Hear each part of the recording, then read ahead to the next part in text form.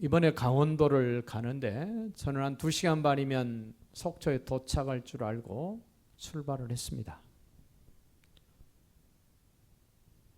양양 고속도로를 딱 타보니까 사람이 얼마나 많고 차가 많은지 4시간이 넘게 걸려서 도착을 했습니다. 무더위가 기승을 부리고 날씨가 더워지면 사람들이 왜 동해안을 가려고 그럴까요? 왜 설악산을 가려고 그럴까요? 툭 터진 바다를 좀 보고 싶고 바닷가에 서서 소리를 지르고 싶어서 가는 게 아닐까. 강원도 쪽은 바다도 있고 산도 있기 때문에 사람들이 좋아합니다. 지금 우리 함께 동해 바닷가에 섰다고 생각해 보십시오. 바닷가에 서 있으면 바다를 등지고 서 있습니까? 바라보고 서 있습니까? 바라보면 뭐가 보이죠? 바다가 보입니까? 네, 바다도 보입니다. 또 뭐가 보입니까? 오케이, 파도가 보입니다. 파도는 내가 원하지 않는데도 불구하고 큰 파도, 작은 파도, 환경에 따라서 바람에 따라서 계속 밀려옵니다. 바다를 좋아하는 것 중에 하나 파도 때문이라고 생각을 합니다. 잔잔한 바다? 별 재미없죠? 파도가 부서져서 하얗게 부서지고 아주 집채만한 파도가 밀려오고 뭐 이런 거 있어야 물속에 들어가서도 재밌고 밖에서 봐도 재밌죠. 하나님을 떠난 인생들의 삶이 저는 바닷가라고 생각을 합니다. 원하지 않지만 작은 파도, 큰 파도가 쉼없이 나를 향하여 밀려오는 그 현장. 하나님을 떠난 인생은 끊임없이 유혹의 파도가 밀려옵니다. 환난의 파도가 밀려옵니다. 그 유혹은 주로 환경 속에서 말로 찾아오는 유혹입니다. 지금까지 우리가 경험했던 유혹을 한번 따져보십시오. 누군가가 나에게 그 말만 안 해줬어도, 내가 누군가에게서 그 말만 안 들었어도 내가 그 유혹에 안 빠졌을 텐데, 그 말 때문에 내가 유혹에 빠져서 손해도 입었고 엄청난 대가도 지불했던 적이 있지 않습니까? 환난, 환경으로 오는 환난입니다. 지금처럼 코로나로 말미암은 환난, 코로나 때문에 그 여파로 밀어닥치는 경제적 위기, 코로나 때문에 건강의 위협, 폐가 쫄아들고 숨쉬기가 불편해지고 열이 오르고 이런 모든 환경들로 오는 환난. 왜 옵니까? 하나님을 떠났기 때문에 그렇습니다. 그 하나님을 떠난 사람 가운데 오늘 1절 그렇게 소개합니다. 무리에게서 스스로 갈라지는 자. 갈라지는 자라고 말했습니다마는 고립된 자, 함께 섞이지 못하고 하나 되지 못하는 자, 그를 뭐라고 얘기합니까? 2절은 미련한 자 그럽니다. 우리 가운데는 미련한 자가 없기를 바랍니다. 3절 또 소개합니다. 그 스스로 갈라지는 자 누구라 그럽니까? 악한 자. 어쩐지 스스로 갈리는 자, 미련한 자, 악한 자, 이 사람들은 의인과는 굉장히 멀고 먼 것 같습니다. 시편 1편의 의인은 복 있는 사람이라 그럽니다. 의인은 여호와의 율법을 즐거워하여 주야로 묵상하는 자라고 그럽니다. 죄인의 자리, 오만한 자의 자리 앉지 않고 쫓지 아니한다 그럽니다. 소위 스스로 갈리는 자, 미련한 자, 악한 자는 어떤 사람입니까? 8절로 내려가 보십시오. 남의 말하기를 좋아하는 자, 남의 말하기를 좋아하는 사람. 하나님을 떠난 사람들의 특징 중에 하나가 남의 말하기 좋아하는 사람. 그 남의 말을 뭐라고 소개하나 보십시오. 남의 말하기 좋아하는 자의 말은 별식과 같아서 삼복 더위가 오면 초복, 중복, 말복 때 뭐 드시죠? 별식을 드시죠. 삼계탕이라든지 보신탕이라든지 뭐 해신탕이라든지 별미를 드십니다. 별미 먹어보면 어떻습니까? 맛있습니다. 몸에도 좋습니다. 남의 말하기를 좋아하는 갈리는 자, 악인, 미련한 자의 특징이 뭐냐면 남의 말을 하고 나면 그걸로 그쳐야 되는데 또 별미를 먹고 싶은 것처럼 또 남의 말을 듣고 남의 말을 하는 것을 즐거워한다는 겁니다.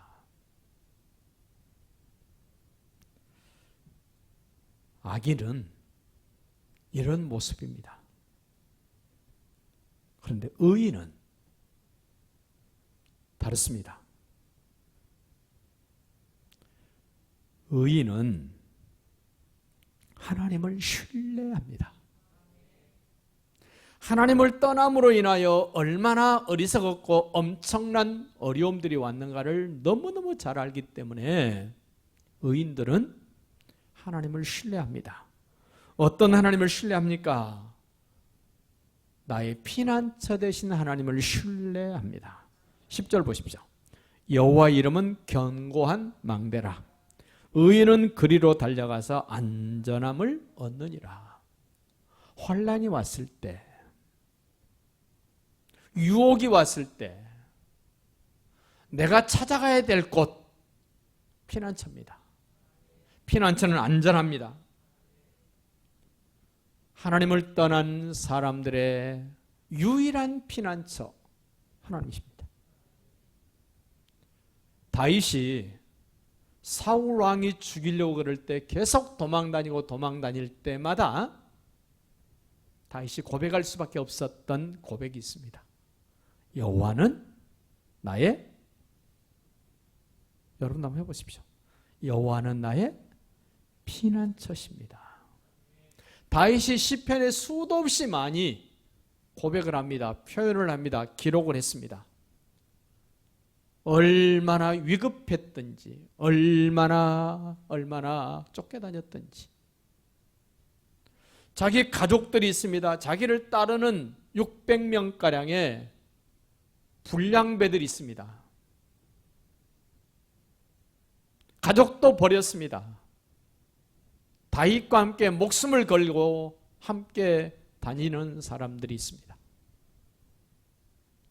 위급한 상황이 돼서 틀림없이 이제는 끝났다, 이제는 죽었다 싶을 때도 하나님이 다윗의 피난처가 되어주셨습니다.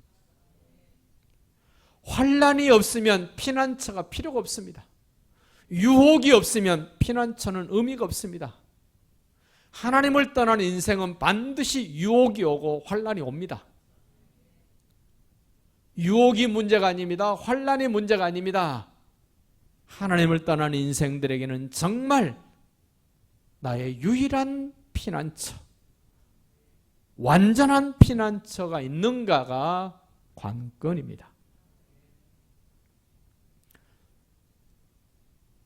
그 11절 말씀을 연결시켜 보면 부자의 재물은 그의 견고한 성이라 그가 높은 성벽같이 여기느니라. 하나님을 떠난 죄인들은 하나님이 피난처가 될 수 없기 때문에 그들은 유일하게 피난처로 만들고 싶은 게 하나 있는데 그게 돈이라는 겁니다. 돈은 나의 피난처다.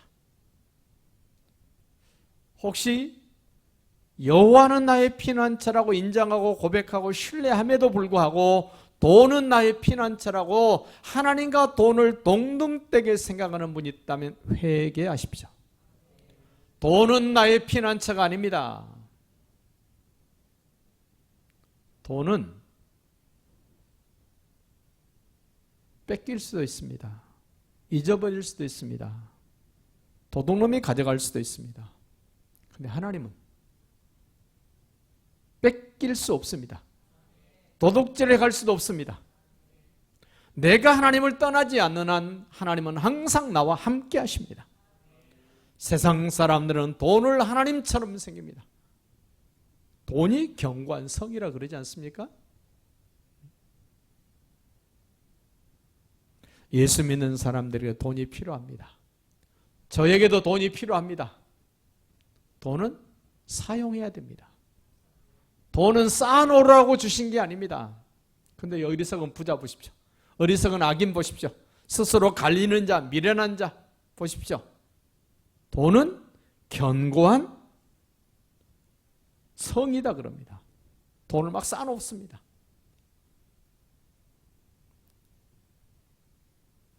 그럼에도 불구하고 높은 성벽같이 여기느니라.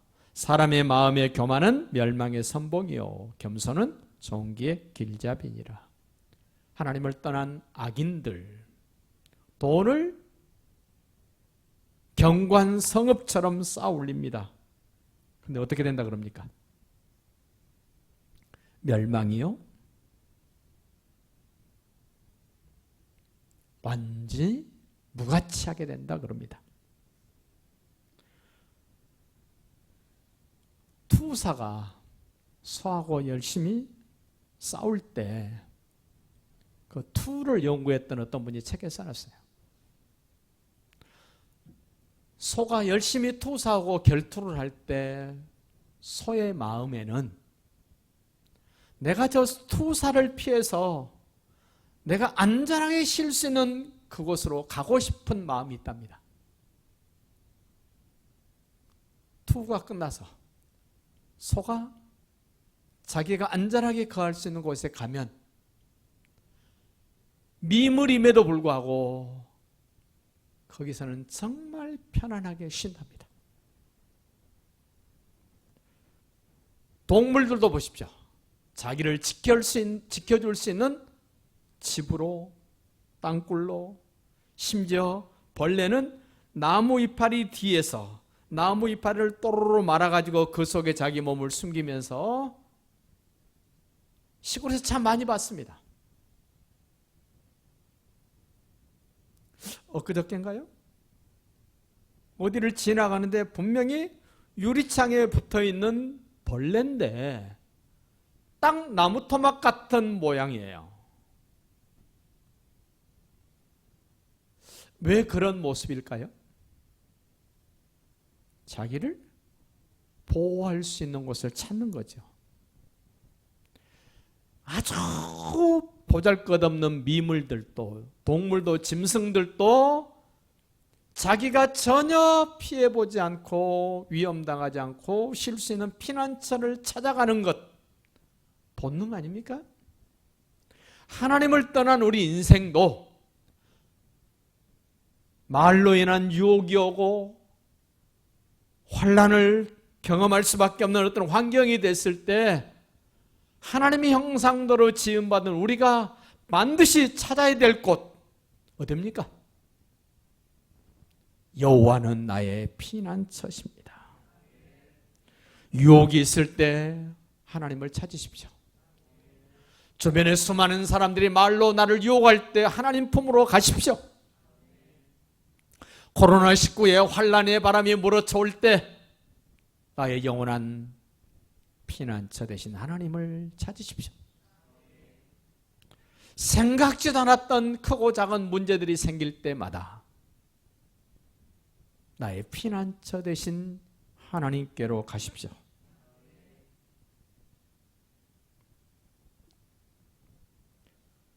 우리는 하나님을 떠난 인생인 것을 인정하시기 바랍니다. 하나님이 나의 피난처십니다. 예수님은 나의 피난처십니다.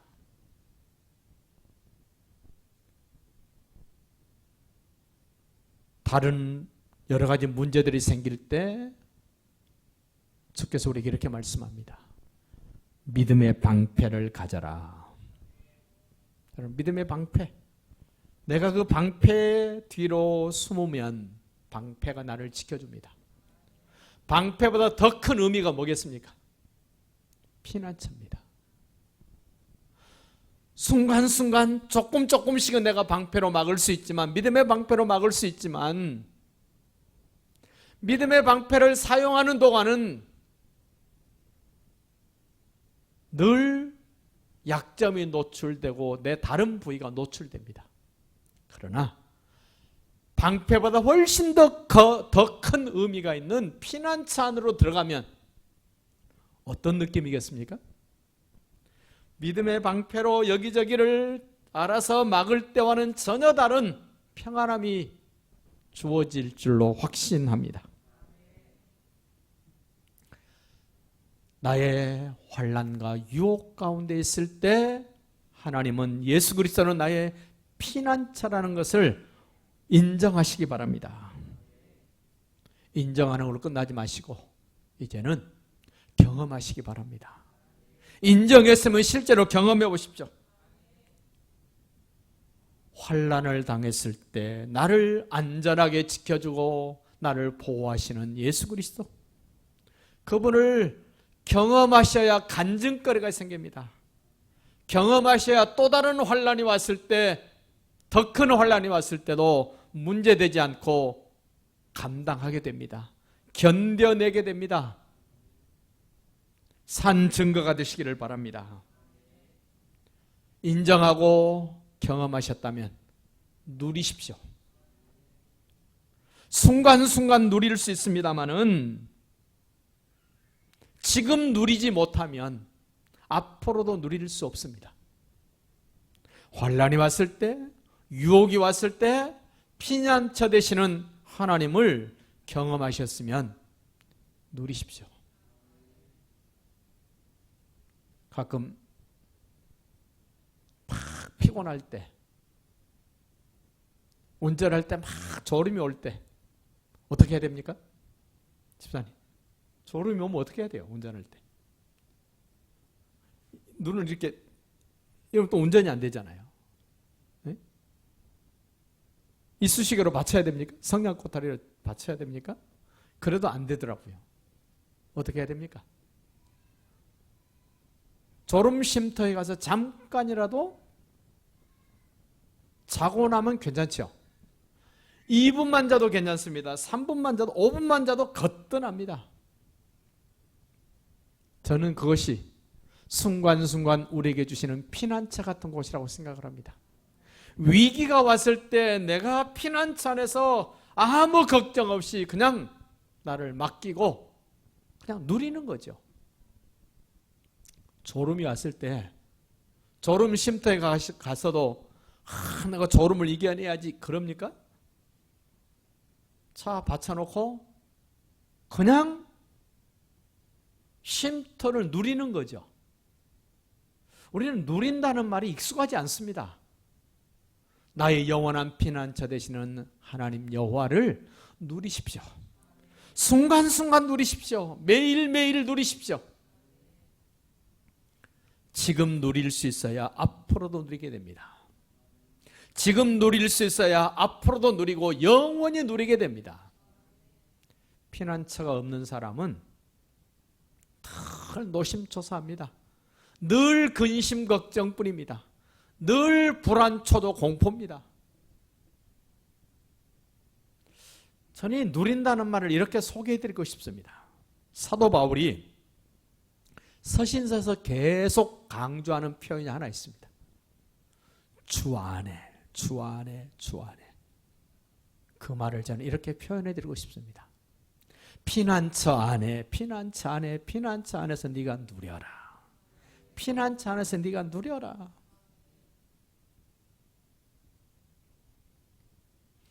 우리가 지금 코로나19 때문에 마스크를 쓰고 예배도 하고 마스크를 쓰고 활동도 합니다.